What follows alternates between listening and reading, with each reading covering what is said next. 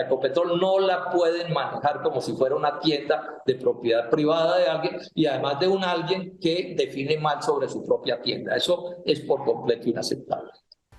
Hola, ¿qué tal? Bienvenidos. Esto es Semana. Los saludamos una vez más en este 2 de septiembre para hablar con Jorge Enrique Robledo, porque bueno, ustedes saben que ha hecho unas críticas muy fuertes a las decisiones que ha tomado el gobierno Petro con respecto al sector minero. Pues bien, envió un derecho de petición esta mañana y le vamos a preguntar concretamente de qué se trata. Doctor Robledo, bienvenido a Semana. ¿Cómo le va? Diego, muy buenos días. Muchísimas gracias por su invitación. Muy grato estar aquí con ustedes en Semana. Para nosotros también es un gusto que esté aquí con nosotros. Bueno, doctor Robledo, entonces, lo decía al principio, usted ha sido un acérrimo crítico de las decisiones que se toman por el sector minero. Pero entonces, ese derecho de petición que envió, ¿de qué se trata? ¿Para qué? A ver, esta es una controversia que venimos teniendo desde hace rato con el manejo que se le viene dando a Ecopetrol, particularmente con las actuaciones del doctor Ricardo Rojas. Lo que hicimos esta mañana fue que le enviamos un derecho de petición, anoche fue realmente a Ricardo Rojas, que lo suscribimos Luis Carlos Orejarena y yo, Jorge Enrique Robledo. Nosotros somos parte de la directiva de una organización nueva que se llama, pues, somos los amigos de Ecopetrol, una organización de accionistas, somos accionistas, pequeñitos accionistas, pero accionistas, lo que nos da un derecho a estar pendientes de las cosas que están pasando. Entonces, ¿de qué se trata este derecho de petición? Acuérdense que hace unos días estalló un pequeño escándalo en el sentido de que Ecopetrol venía como montando una actividad económica en asocio con la Occidental, con la Oxy que llaman, que es una petrolera norteamericana, para ampliar negocios con ellos en el Permian, que es un territorio de Estados Unidos. Y ese negocio se terminó desbaratando. Y en la desbaratada de ese negocio, por responsabilidad de Ecopetrol, que fue el que lo desbarató, pues fácilmente la empresa está perdiendo un montón de plata y un montón de oportunidades, y ahí se dicen cosas, qué fue lo que pasó, hasta dónde metió la mano el presidente Petro en desbaratar ese asunto, etcétera. Entonces le enviamos un derecho de petición al doctor Roa diciéndole, doctor, explíquenos paso por paso qué fue lo que pasó. Porque Ecopetrol llevaba ya más de 6 meses entrándose en ese negocio, eso le implicaba unos costos grandes a Ecopetrol de estudios y cosas, de conseguir unos créditos, etcétera. Y en el último minuto, después de que la Junta Directiva de Ecopetrol tenía aprobada una inversión grande de varios miles de millones de dólares en asocio con la Oxy, para sacar petróleo en Estados Unidos en continuación con otro negocio que tenía con la Oxy, pues los hechos nos dicen que el presidente Petro se atravesó y la Junta Directiva, la mayoría petrolista de la Junta Directiva se volteó. Y todo eso pues le está causando grandes perjuicios económicos a Ecopetrol, pero perjuicios reputacionales. La acción el precio de la acción de Colombia está cayendo en los mercados internacionales, perdón, de Colombia no, de Ecopetrol. La acción está cayendo precisamente por estos errores. Entonces le hacemos como unas 10 preguntas al doctor Ra que nos explique qué fue lo que pasó y quiénes son los culpables de que las cosas se hayan manejado así de mal manejado. Ese es el panorama en general. Si usted quiere lo vamos detallando como parte por parte, pero esa es la situación en la que estamos. O sea, nosotros cumpliendo con nuestro deber de hacer de vigilantes para que en Ecopetrol las cosas se hagan bien. Bueno, y al final, con el doctor Luis Carlos Orejarena, le decimos al presidente de Ecopetrol que debe renunciar definitivamente a ese cargo. Nunca lo debieron haber nombrado allí, ¿cierto? Pero además él está encartado en un lío porque él fue el gerente de las finanzas de la campaña de Gustavo Petro, que sabemos que están en problemas serios de ilegalidades. Entonces, definitivamente no es el presidente que necesita Ecopetrol. Ecopetrol es una empresa demasiado importante para Colombia y para los colombianos para que la sigan administrando como si fuera una tienda de propiedad del presidente Petro. Y alguien me decía, pero una tienda además mal manejada, ¿cierto? Porque la realidad es que esto de lo que estamos hablando prueba de que se están cometiendo errores garrafales en esa institución. Sí, de verdad, doctor Robledo, ¿así de mal están manejando Ecopetrol? ¿Que hacen esta comparación con una tienda? Sí, así es, porque es el mundo de las arbitrariedades. Mire este caso cómo es. Ecopetrol tiene hoy una asociación con la Occidental, con la Oxy, que la llaman, para sacar petróleo en el Permian, un negocio grande. Bueno, la Oxy busca a Ecopetrol y le propone que hagan otro negocio más. Sí, que es un negocio que aquí adentro de Ecopetrol se llama el negocio Oslo. Bueno, la junta directiva se reúne en febrero, después de estudios y de cosas, y concluye que, bueno, que van a hacer ese negocio. Hubo 2 votos en contra, pero hubo 7 votos a favor y queda, digamos, montado Ecopetrol en ese negocio. Entonces Ecopetrol se sigue metiendo con plata, con estudios, a conseguir empréstitos, etcétera, etcétera, etcétera. ¿Sí? Así van las cosas. Todo esto se supone dirigido por el presidente de Ecopetrol, el doctor Ricardo Roa. Y hace un par de semanas, un buen día vuelve y se reúne la junta directiva de Ecopetrol. La mayoría petrista, los petristas más entusiastas, desbaratan el negocio. O sea, lo que ya estaba perfectamente listo para hacerse, ¿sí? ¡Pum! Desbarataron ese negocio y ahí hay daños grandes para Ecopetrol, repito, daños económicos por las inversiones, pero además daños reputacionales. Hay que ver la declaración tan dura que dio la presidenta mundial de la OXI, sintiéndose maltratada, pues digamos que en muy buena medida con razón, porque usted no puede meterse a montar una sociedad con alguien y en el último instante dejar tirado a ese alguien que había podido hacer el negocio de otra manera. Entonces, ese es un primer asunto que estamos pidiendo que nos aclaren cómo fue, cuáles fueron las pérdidas, y los hechos dicen que el negocio se desbarató porque la mayoría de la junta directiva, haciéndole caso como a una orden de Gustavo Petro, desbarató el negocio. Y entonces aquí necesitamos que nos aclaren. O sea, la junta directiva de Ecopetrol, que se supone que es independiente y que toma sus decisiones sin cumplirle órdenes a nadie, porque esa es la lógica de las juntas directivas de las empresas, entonces ahora resulta que hace lo que se le antoje al presidente de la República, así sea contrario al interés de Ecopetrol. O sea, es por lo menos la falta de seriedad que desde el principio no hubieran dicho los petristas que no, que ese negocio no se hacía, y no haber metido a Ecopetrol a hacer este desgaste que, insisto, por ejemplo, la pérdida reputacional está bajando el precio de las acciones de Ecopetrol, y eso por supuesto es una cosa negativa. Y todo esto bajo la mala orientación de Ricardo Roa. Entonces, por ejemplo, le estamos preguntando a Ricardo Roa en el derecho de petición, ¿usted le preguntó a Petro antes de meterse en febrero en este negocio de Ecopetrol, la junta directiva, le preguntó si estaba de acuerdo o no le preguntó?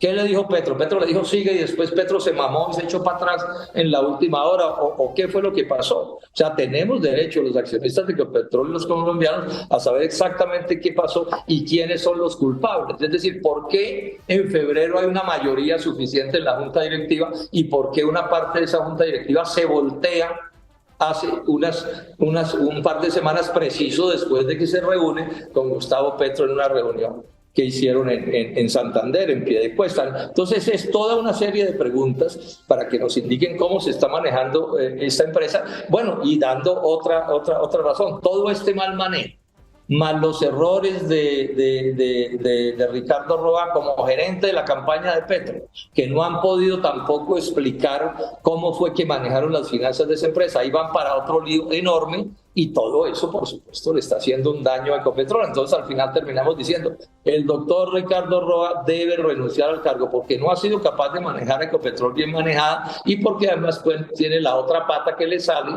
de, digamos, de ilegalidades en el manejo de las cuentas de la campaña electoral del presidente Petro. Sí, esa última es la última pregunta del derecho de petición, preguntándole a Ricardo Roa si dirigió correctamente o no este tema de Ecopetrol, y que si no cree que sí es la hora de renunciar. Es interesante esta pregunta, hay que ver qué va a responder. Con todo esto que nos ha mencionado, doctor Robledo, la segunda pregunta me llama mucho la atención, y es cómo votó cada miembro de la Junta Directiva de Ecopetrol el día en que se aprobó buscar el negocio con la OXI y el día en que, por mayoría también, se decidió abortarlo. ¿Por qué es importante conocer cómo votó cada uno de los integrantes? Pues para ver el grado de responsabilidad con el que están trabajando, porque los miembros de la Junta Directiva de Ecopetrol también tienen que responderle a los accionistas. Entonces, ¿qué pasó? Cuando se vota en febrero, hubo 2 votos en contra, y esos 2 votos en contra se volvieron 5 votos en contra en agosto. Entonces yo sí quiero saber por qué personas que aprobaron entrar a ese negocio en febrero, ¿sí?, cosa que le comprometió a Ecopetrol esfuerzos y recursos, etcétera, ¿por qué se voltearon? Si era el mismo negocio, se supone que los argumentos eran los mismos. Entonces, que se voltearon porque el presidente Petro les dijo que se voltearan. Bueno, pues Digamos que se supone que la junta directiva la nombran es para que no sea una junta de correveidiles del presidente de la República. O sea, es cierto que la mayoría de las acciones de Ecopetrol son del gobierno, digamos, las orienta el gobierno nacional, pero los miembros de la junta directiva tienen que actuar con responsabilidad. Entonces, que nos den los nombres, por ejemplo, estamos preguntando. ¿Cómo fue que cada miembro de la junta directiva de Ecopetrol votó en cada momento? Porque es que ellos también tienen que responder por sus actuaciones, porque en estas actuaciones se están perdiendo recursos públicos de importancia. Y yo insisto, y dañarle la reputación a Ecopetrol se nos puede volver en caídas mayores del precio de la acción, que empobrece a los accionistas y empobrece al país, puede aumentar los costos del dinero, las tasas de interés de los créditos. Si ustedes leen en detalle sobre estas cosas, posiciones, por ejemplo, como las del Citibank, es un banco muy importante en el mundo, están molestos con lo que está pasando y hablan de la politización de la empresa, en el sentido negativo de la palabra politización, porque se supone pues que las empresas no se deben manejar con criterios, llamemos, políticos en ese mal sentido del término, o politiqueros, ¿sí? Y al vaivén de lo que quiera el presidente de la República. Es que Ecopetrol no lo puede manejar Gustavo Petro, ni Roa, ni nadie, repito, como si fuera un negocio personal. Que usted verá si se tira su negocio porque es suyo. No, esto no es de él. Este es un negocio donde el 90% de las acciones son de los colombianos.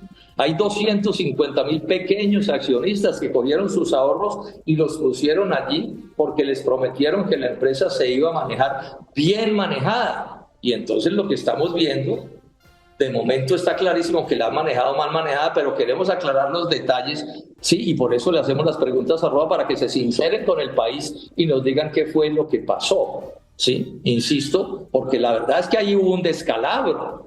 O sea, un negocio que estaba planteado se terminó desbaratando, y entonces estamos haciendo una pregunta, porque este negocio tenía que ver con derechos de Ecopetrol en el Permian, en Estados Unidos, en el negocio con la Oxy.